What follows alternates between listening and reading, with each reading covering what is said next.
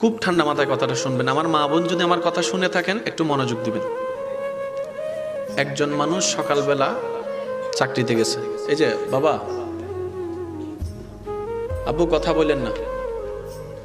একজন মানুষ সকালবেলা চাকরিতে গেছে, কোনো একটা কারণে বসের সাথে দুই কথা হইছে। সবার সামনে বস তাকে বকা দিছে। বকা শুনে সবার সামনে লজ্জিত হয়ে মেজাজ,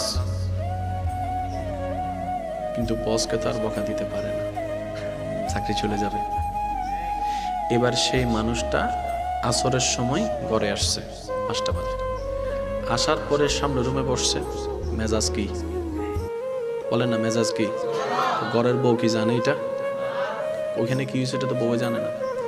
এবার যখন বউকে বলছে একটু পানি দাও, পানি আনছে ঠিকই, এখন ওই যে মেজাজ গরম, কেমনে মেজাজটাকে ঠান্ডা করবে, রক কেমনে দেখাবে, বসকে তো দেখাইতে পারে নাই। এবার শুরু করছে, হে পানি আনতে এতক্ষণ লাগে। বউ বলে যে পানি আনতে 5 সেকেন্ড তো হয় না, এখন বলছেন মাত্র।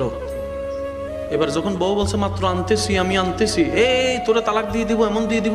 বউ কই কি রে?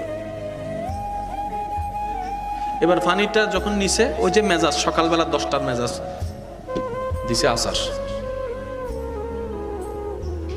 এবার সেই বউটা ঘরের ভিতরে যাইয়া বাচ্চাটা খেলতেছে, একটু কান্না করছে। এবার মা দিছে বাচ্চারে। শুরু কোথায় শেষ কোথায়? বাস্তব না অবাস্তব আপনারা বলেন? শুরু 10টায়,